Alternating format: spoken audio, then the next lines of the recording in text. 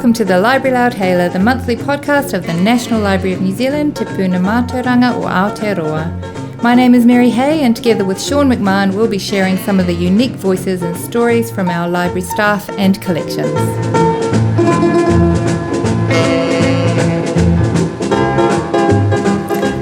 Kia ora, Rachel. Welcome to the Library Loudhailer. I wonder if you'd like to introduce yourself to our listeners. Kia ora, my name is Rachel Esson. I am Te Pouhuaki, the National Librarian.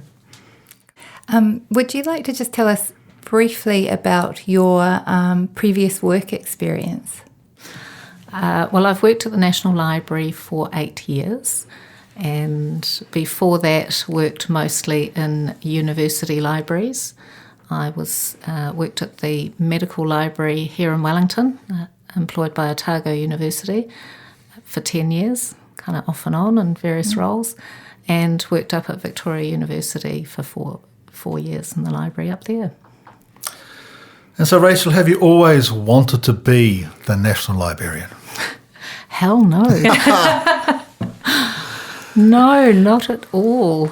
It was interesting, actually. Just recently I was asked to talk to museum and heritage studies students about leadership and the GLAM sector, and reflecting for that conversation, I did realise that probably about 10 years ago I made a conscious decision to move from being a practitioner into pure management and leadership.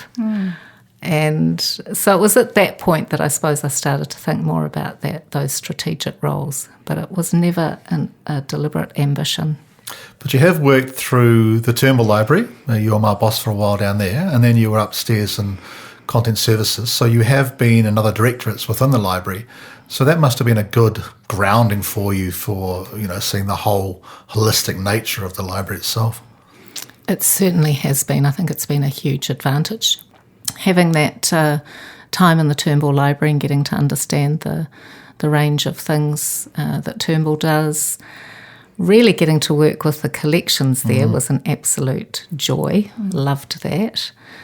And then moving into the content services role, and then really, again, getting to understand the scope of the range of services that content services provide, and particularly the things that they provide to support the library sector. Absolutely. Getting to understand things like kotui and AP&K, things that we provide to to councils around the country. That was great insight. So I think really coming into the role, services to schools was the one area that I didn't know so much about, and it's been good to learn about that as I start to really get my feet under the table. Yeah. Well, that certainly has a large sort of range, because sometimes in the Turnbull you're just thinking it's the one building here, but of course schools all around the country, and they've got the Auckland office, so and other outposts around the country, so it's quite a different sort of feel than the Turnbull where you're really sort of centralised. Yeah, well, Turnbull, so much of what's offered is based around the collections, which don't travel. No. So other than some items on loan for exhibition and so on, but so it is really based here. And like you say, schools have offices and have people working all around the motu, right from Kerikeri all the way down to Dunedin or Te Poti. Rachel, can you tell us a little bit about your title, Te Pouhuaki National Librarian? I can. Oh, fantastic. I was really fortunate because this title was gifted to the National Librarian by Komiti Māori, and they were asked to have input into the role description when it was updated as Bill was retiring, and and they were advertising it. And so Huaki means to open and to uncover, to reveal, and Po is the post, the symbol of support. Okay. And so when it comes together, it means that I have this responsibility to be a librarian, a manager who kind of stands as a mentor, but also shares the stories that the library has and that we are responsible for taking care of. And I think it's a really wonderful title, and I'm really embracing using it. Yeah. So it's a lot to live up to. But Yeah, it is. It's aspirational. Yeah, So, it is a lot to live up to. On that note, I've kind of just got a quirky question, which I'm curious about. What's one of the common myths about your professional field that you'd like to debunk about being a librarian, or maybe about being a leader? You choose. That's a good question.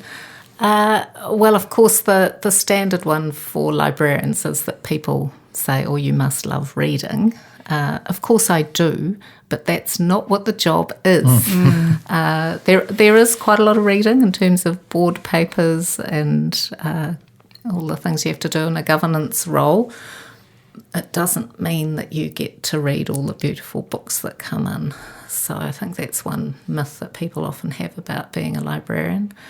About being a leader, I think there's a perception in the profession that being a leader is really hard. And while it does have its challenges, it's actually incredibly rewarding as well. How lucky to be in the position where you get to influence and you get to do things that have a positive impact for Aotearoa New Zealand, and not just in one city, across the country, and not just for now, but for the future. I just think it's an incredible privilege to be in a leadership role. Yeah. There's another aspect to that as well, which is sort of mentoring. So, do you see that for yourself as being a mentor, or to other librarians coming up through the ranks, whether they are going into management or whether they just want to go into the profession? Absolutely. It's always been a big part of how I've operated, that I like to encourage others. And probably where I've seen potential and I've seen people that maybe haven't recognised it in themselves.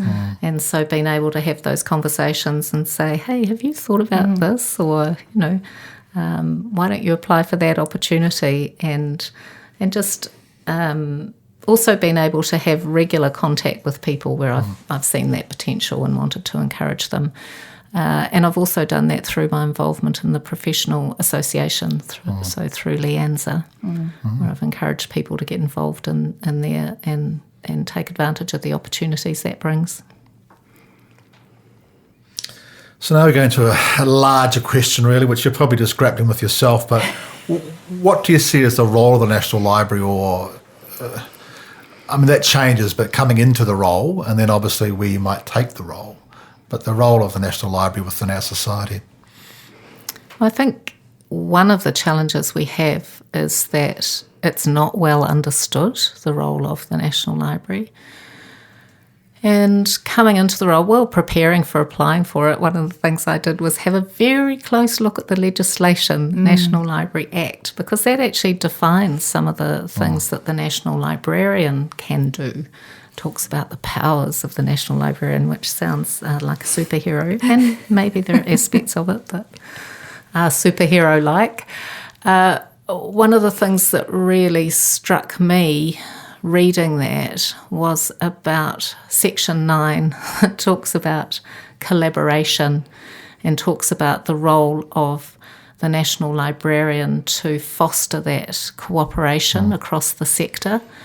And I think that's something that we've got a lot of potential to do more in that area.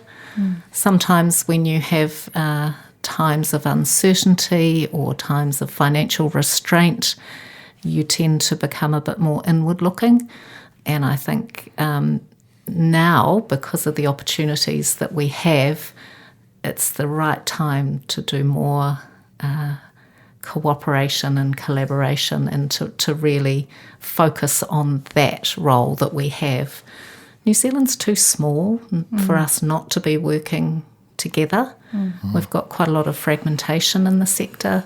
We've got people right across working on the same thing, but not working on them necessarily in partnership or in collaboration. So I think the National Library has a coordinating role there. And that's within the library sector, or are you thinking the larger GLAM sector as well? I think both. Right. Yeah, I think there's definitely library sector, and then I think there's kind of the broader information system. And we're definitely part of that, and the GLAM sector's part of that. And we need to be working together, talking together, and actually delivering on some things together. So do you see the National Library as being mainly a leader in that, or a part of a group, or how would you see that working? I think for the library sector, we have an opportunity to provide the frameworks and the platforms, and so that's quite a leadership sort of role, like because of our mandate where we're national in scope and our scale, the size, that we can provide that that platform, that opportunity for the discussion, and we need to find what's the part that we should be playing in the delivery as well. So it's not us coming in and telling everyone what to do. It's saying, hey, we recognise there's a need for this conversation, join us and let's figure out what's the role that we can all play, and let's make the most effective use of the limited resources that we've got, or the resources that we've got. Yeah. So what do you think are some opportunities for the National Library to do those things? We've got a most amazing opportunity at the moment with the COVID recovery money that the government has given us. So we've set up a program called the Libraries Partnership Program. And we have 2 years of money to support libraries, to support their communities in COVID recovery. And what those, we've engaged with a number of stakeholders. We have a steering group and advisory groups. And what they're telling us is it's fantastic having this support, and they've been able to employ people to help with digital inclusion, community engagement, working with iwi Māori. But what they're telling us is that that's great. What happens when the money runs out? So they've given us a very clear direction that they want ongoing discussion about things we can do strategically now that will benefit libraries in the longer term. So we've got an opportunity right now to start having those conversations with public libraries in particular all around the country, but with other libraries as well. So that gives us a real opportunity. The other opportunity we have is with Tahuhu. And Tahuhu is an investment made by the government to build a new building next door to us here in Molesworth Street in Wellington to house Archives New Zealand. There's also going to be an off-site repository built. And as part of that, we have an opportunity to have a discussion about documentary heritage in New Zealand, because we're looking at forming a heritage campus here with archives and library, and Mātauranga Sound and Vision looking to be part of that. And it's like, well, so what does that mean, documentary heritage in New Zealand? Who's doing what? Where are the gaps? Where are the overlaps? And again, I think we have that opportunity to provide the platform for the discussions and to help answer those questions. Who's doing what? Let's try and not duplicate, and let's also make sure we're filling those gaps.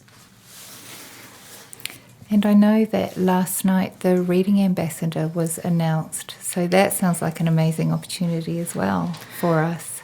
It sure is, and an opportunity there to bring together people working in the reading space. Again, we know that there are issues in New Zealand. Literacy levels are falling. We also know that reading for enjoyment is a really positive influence in people's lives. And so what we're trying to do is bring together a number of initiatives to increase reading for pleasure in New Zealand. And yes, last night we announced the first Reading Ambassador, Te Awhirito, and that is Ben Brown, who's an author, wonderful man, who accepted the ambassador opportunity by telling us a story, which was just so wonderful. Beautiful. And he talked about mana kupu, the power of words, which was, it was just perfect. And And I think we'll be able to have a real influence. Because it's a new role, he'll have an opportunity to help us shape what that role does and how it can inspire people to read. Is that for a fixed period of time, or? It's 2 years. Okay. Yeah, and we're hoping there'll be ongoing reading ambassadors, and we've still got some, opportunities there and around the funding for the ongoing program. But it's fantastic to have that in place for the next 2 years. And with the documentary heritage, I think it's our collections are fantastic, but I guess there are opportunities for people to be able to access those, maybe not having to come to Wellington. Is that something that we're thinking about? Yeah, we're really aware that you do have privileged access if you live in Wellington. It's pretty easy, and that to access a lot of our original materials you do need to come to Wellington. But we are working on ways of doing more digital delivery. Yeah. And we're looking at opportunities for virtual reading rooms that can be based in other parts of the country. So, yeah, work in progress. Yeah, sounds interesting. Do you have other aspirations for the library? I mean, that's already enough to be going on with for the next decade, but... What else you got, Rachel? What else have I got? Well, I think one of the things that I often think about is that place of the experience of people coming to libraries. And I think one of the things that... one of the questions that I really enjoyed thinking about when I spent some time at the Services to Schools team, spent with them in Auckland at Stanley Street, was they were asking the question about what does it mean to be a reading school? So what do you see? What does it feel like? What do you hear? And so I was asking myself, what does it mean to be a reading organisation? What do you see? What do you feel? What do you hear? Are we a reading organisation? Would you know that walking into Molesworth Street, into our building? I'm not sure you would immediately. Good question. So I think we've got an opportunity to think about that. And the other thing that I would love is for us to do more promotion for He Tohu, the experience that we have here with Te Tiriti, He Whakaputanga and the women's suffrage petition. So that is an amazing exhibition of our 3 kind of key documents. And again, we do have the opportunity for people to go and have a virtual experience in Auckland, Tamaki Makaurau at the Stanley Street office. But again, that's Auckland, Wellington. What are our opportunities to take that regionally? Yeah, so. And I guess that kind of flows into the next question. If you were starting from scratch and creating a national library, what would you do? What would it look like? I know, this vexes me, this question, would you start from here? I don't know that we would if we were doing it again. Where you're putting, so to speak, all your eggs in one basket. You have this massive investment in one physical location. And while that means it's got advantages in terms of keeping things safe, those disadvantages of access, and also meaning that, if there was a natural disaster, and we do know that Wellington's a little bit shaky from time to time, but that's not ideal either.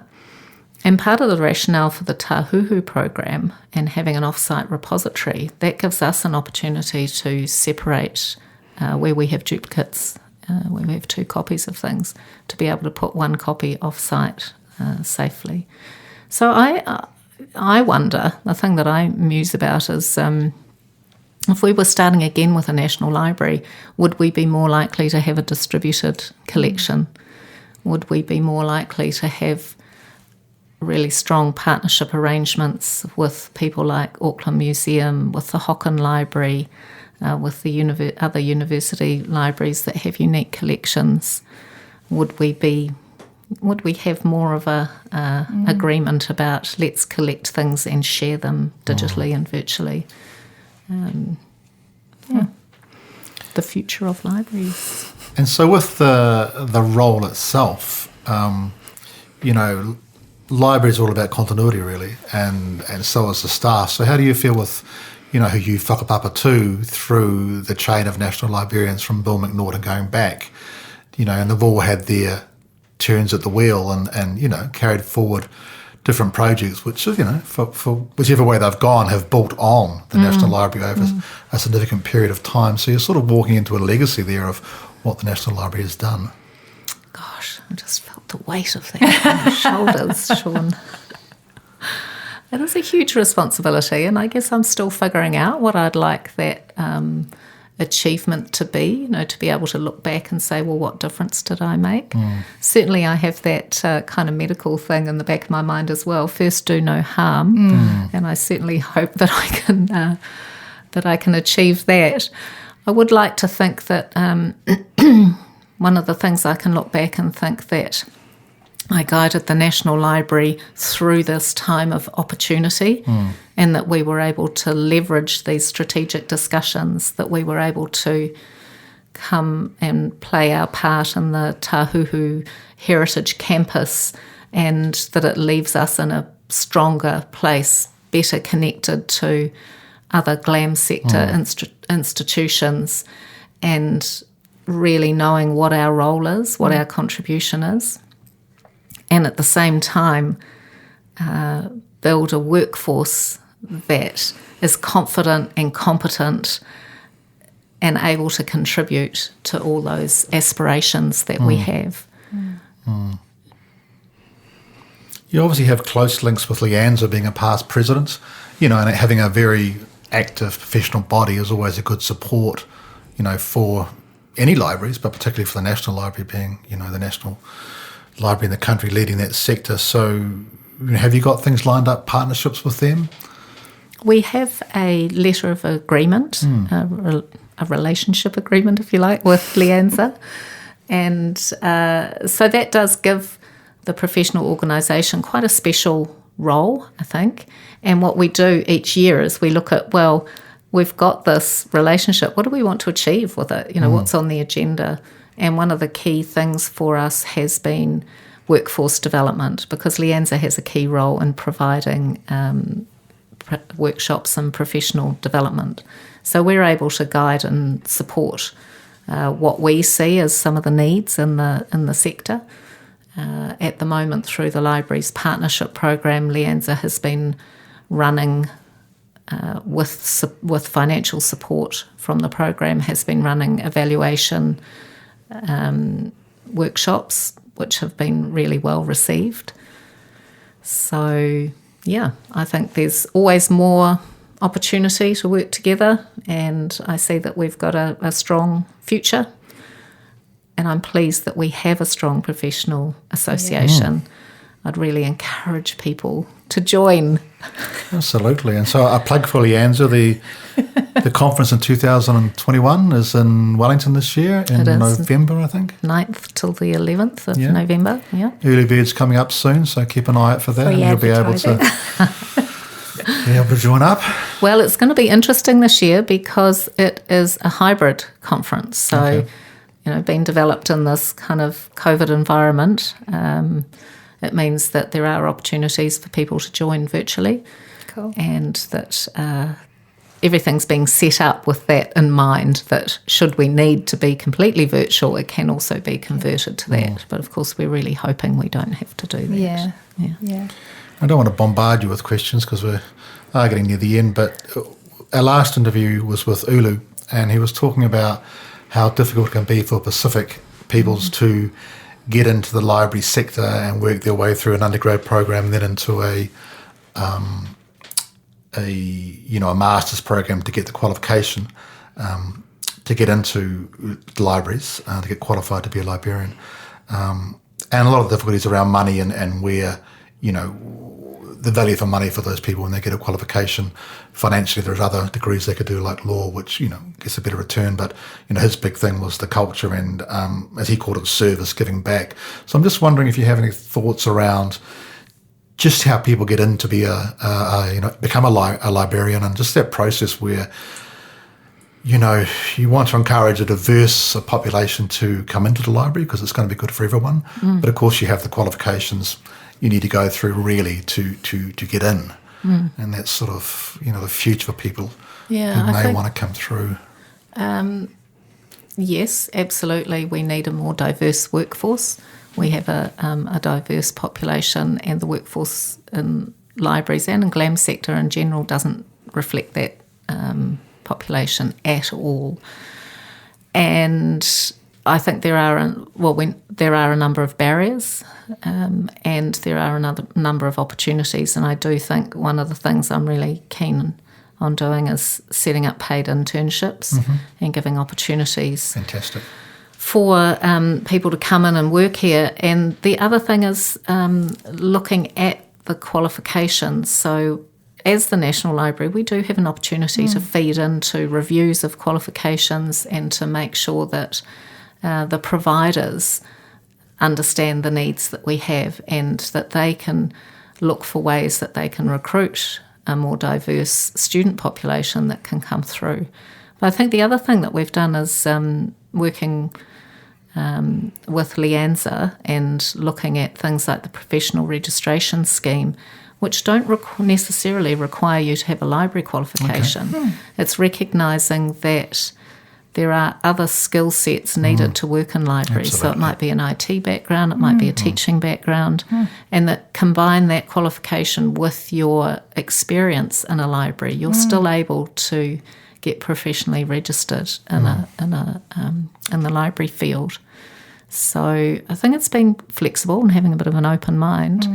But the other thing is, I think also employing people from diverse backgrounds in senior roles, because that's that other thing that you can't be what you don't see. Yeah. And I think being a lot more deliberate about that. I am working very hard at the moment to get funding for a senior Māori role. Okay. We'll see how that goes. See how it goes. Yeah. All right, we've got some quick fire questions for you. God, okay. You ready? If you could step into my shoes, what would you have asked yourself that I didn't? Hang on a minute. Let me process If that. you were me... If I was you, Mary... Yeah, asking you a question, what would you have asked? But I haven't asked you. Okay. Maybe what's the biggest surprise about coming into the role? What's the biggest surprise about coming into the role, Rachel? How political it is. Right. I could have told you that. Yeah. Well, I think I understood some of the political aspect of it. I think one of the surprises was about the engagement at the ministerial level. Yeah. And that is a little bit of a change because of some of the changes within the department. So the National Librarian and the Chief Archivist are having a lot more opportunity to engage directly with the Minister. It's great. And then, just learning all of those processes, the parliamentary protocol and all of those things. So, yeah. And is it less political within a department, or is that a different sort of politics? That's a different sort of politics, I probably can't say too much. No, that's right. Here we go. Next quickfire question. What's the most common reason for people failing or giving up? I actually don't know. Oh, that's all right. I don't have an answer for that. Maybe it's just not feeling like you're making progress, frustration. Yeah. And maybe not having support. Yeah, it could be. Maybe, yeah. What's your go-to order at your favourite restaurant? I have a falafel kebab at Cafe Laz in Newtown. Delicious. Nice. Yeah. And my last quickfire question is, what are you curious about right now? I'm curious about the future. What does the future hold in terms of where we're heading with Tāhuhu and the relationship between the three organisations, between Archives and Mātauranga and us. What's that going to look like? And I think I'm lucky because I've got an opportunity to have some input into that. But also there are a whole lot of other players in that. So it's just, I'm curious about that. It's exciting. Well, you had all the quick fire questions, so I don't have any. But I don't. But it's been an interesting time for all of us, and I think interesting time for staff. So I think we're pretty motivated. The library, the staff seem pretty motivated to see where we go. Pretty excited about it. And I do like one of your comments there about the library. Offering more in a sense of becoming more of a destination. I'm quite interested in that sort of, idea about you have public libraries which are destination libraries, but people think as the National Library is a legal deposit and the last stop, and it is that, of course, but there is a lot more going on from exhibitions through to research rooms through to, the different parts of the library we have that schools or whatever that don't have content services might not have a direct profile in the building, but they work in the building, so there's no reason why you can't showcase that more in different ways. Oh, absolutely. I've always thought, and Kim and I have talked from time to time about having a legal deposit exhibition, so pulling out some of the really interesting things from that collection and making people more aware of it, and displaying some of the digital things as well. Yeah. Thank you, Rachel. Thanks so much for your time and for coming in to talk to us. Really appreciated it. It's been really interesting. It's been an absolute pleasure. Good. Thank you. Kia ora, thank you. Come again.